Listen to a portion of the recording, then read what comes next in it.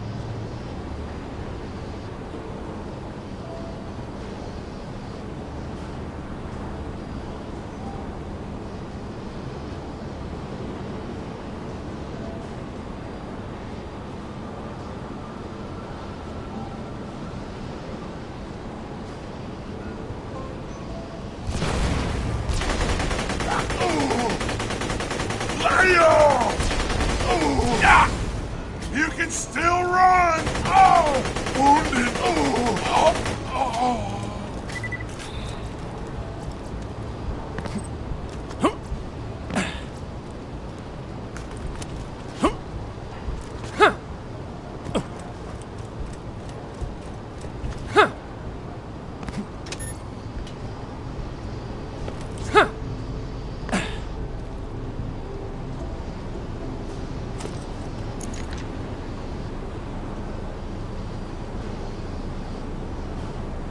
Let me know if anything catches your eye.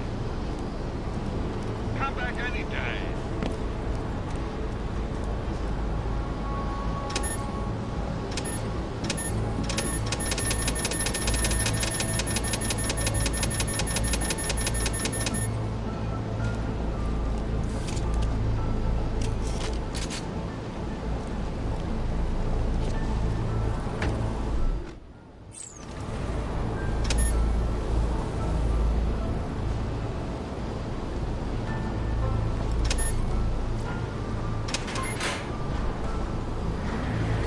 You know why we made the Gobbler invincible, Torg?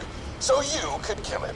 After dozens of failed attempts by other contestants, you were supposed to finally kill it on camera while wielding our most expensive guns. You would have looked like a hero. Why be a hero when you could eat one? You are the dumbest person in the world. I paid several other contestants to kill you if the Gobbler can't, Vault Hunter. You and Torg will pay for your idiocy. Here comes the ravenous Waddle Gobbler! We've replaced this creature's normal food with poison! Let's see if he notices! He took the bait! Now just don't die until the poison takes effect! Super robot violence fun time! Waddle Gobbler! Loading turret!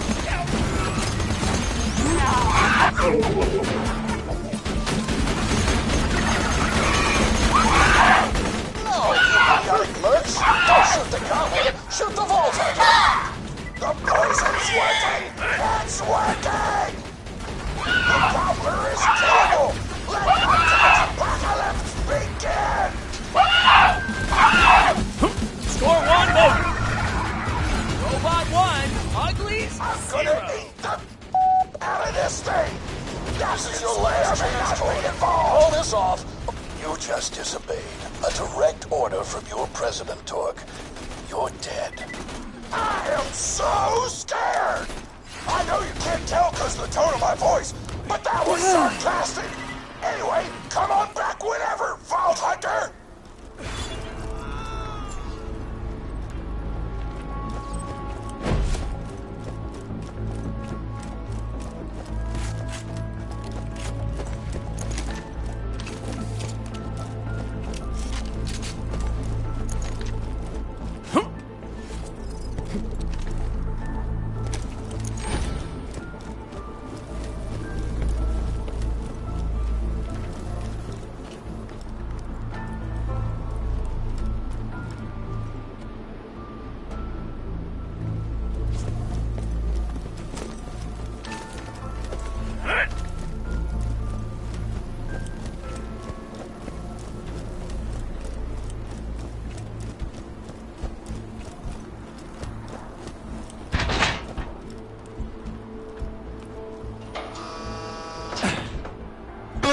Hunter wins! My grandma's a pretty big fan of yours. Could you go say hi to her? Oh man, it's the Vault Hunter! You are awesome! Didn't you fight Terramorphous? I fought a big creature like that once. He was a big whale squid with 100 tentacles. You ever thought anything with tentacles? Oh, of course you have. Terramorphous had tentacles. How silly of me. Now, where was I? I am so sorry. All right, the whale creature. His name was Blowhole the Apocalypse. I called him the Apocalypse for short. And he attacked my hometown of Tsunami's Edge when I was but a little girl. You ever been to Tsunami's Edge? Great town, nice beaches, great food, and the cost of living is just so low. Even being a single grandmother and working part-time in a scat meat processing factory, I was still able to provide for little Mr. Torg. We may not have been able to afford the finer things in life, like food, but we got by. After all, Mr. Torg and I didn't have anything but one another after that horrible gas leak blew up the iridium mine, killing my son and his lovely wife. From that day onward, my little Mr. Torg vowed to conquer explosions themselves in an effort to avenge his fallen parents, and... Ah, man, I've forgotten what I was talking about. Where was... Oh, right! The Blowhole the Apocalypse! So anyway, I was wrestling Blowhole to the ground, and I had my bicep curled around his blueberry throat. Blueberry?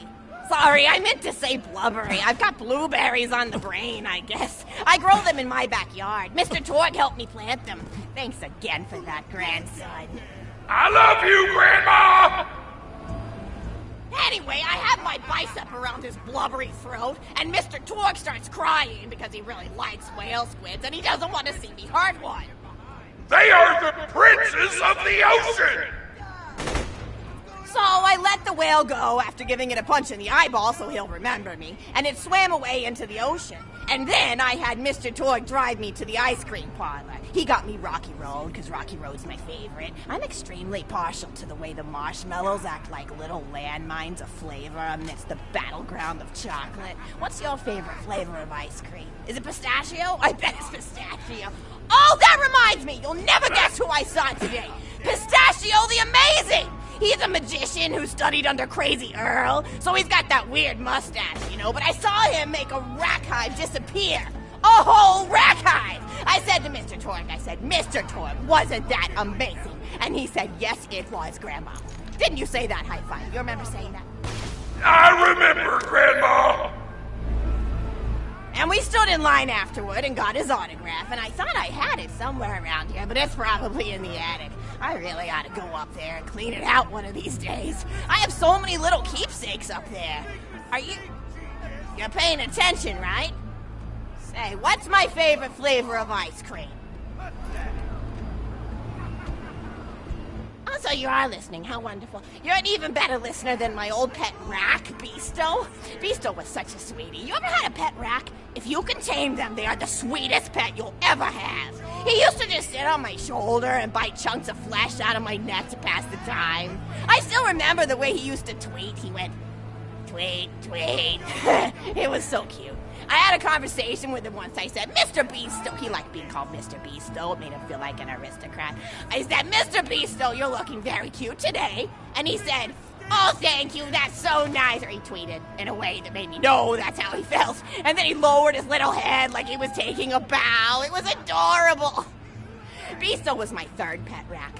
First I had Woody. He got hit by a train. Then I had Anita. She got shot up trying to take vengeance on the train that killed Woody. And then I found Beasto making little poops on the windmill outside our house. After Mr. Torg and I wrestled her to the ground, I did a flying pile driver off a nearby tower tree, got him straight in the spine and brought him down. We brought him in and fed him some skag steaks until he decided he loved us. I still miss Beasto sometimes. He just died of old age. Rats don't live much longer than a few years, but I treasured the time we had together. Oh, poor Mr. Torg. When Beasto died, he cried for a week. The kids made fun of him at school, but I told him not to pay them any mind. Bitch!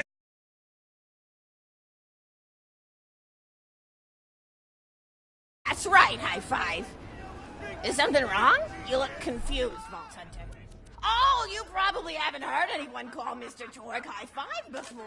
The world may know him as Mr. Torg, but the Flexingtons always refer to him using his middle name. It's a Flexington family tradition, after all, to use your grandfather or grandmother's name as your own middle name. And my husband, High Five Flexington, God rest his soul, was the best grandfather Mr. Torg could have asked for before he passed. He taught Mr. Torg dang near everything he knew about firearms. Without High Five's teachings, I don't think the Torg Corporation would exist at all. Gosh, I still remember the first gun Mr. Torg tried to make after his parents died. A Jacobs shotgun with a stick of dynamite attached to the barrel. Torg nearly blew his face off, but he got up, dusted his mustache off, and swore that by the time he reached the age of 11, he would make a gun that fired explosions without killing the operator. And by golly, he did! It took a couple of dozen prototypes before he got the right combination of gun parts and Woo-wee! I'll never forget the plume of smoke that used to be my neighbor's homestead. They were jerks, though, so it's okay. Gosh, I've been talking your ear off for some time, haven't I? It's so kind of you to listen for this long. I've taken up too much of your time already. Please don't feel like you have to stick around any longer. As a matter of fact, take this for giving this old woman some company. Woo! You're even more...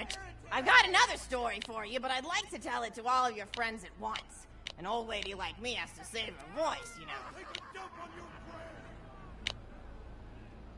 Oh, you still want to talk with me? How incredibly sweet of you. Say, you'll never guess who I saw today. Captain Scarlet. She was robbing my retirement home with a few other brigands, and I recognized her from her wanted poster, and I said, "Oh, hey, you fought the Vault Hunter, didn't you?" And she bowed all elegantly and said something like, "Indeed I did, madam," and said that you were really good at fighting, and that you beat her fair and square. She didn't seem to harbor much of a grudge about it. Nice girl. You should think about meeting up with her again if you're not shacked up with anybody, you know? I mean, of course, you probably are. Gorgeous hunk of a Vault Hunter like you. I bet you're beating away suitors left and right. Look, you're blushing. Oh, I could just eat you up. Mr. Torg was so scared of trying to get a date for such a long time. He used to go to parties in high school and just stand in the back without talking to anybody. I am an introvert! I tried to tell him, I said, don't worry about chasing love. If you chase your dreams, then love will follow. See, that's the thing people don't get. You watch Echo films and they're just awful. They teach you that the only way to be with someone is just to pursue them over and over until they decide they like you. In reality, you know when you like someone almost immediately. You can't really convince somebody to fall in love with you. You just look like a stalker. But if you do things that you're interested in, like making guns that explode or killing mercenaries, then people will see that confidence and skill you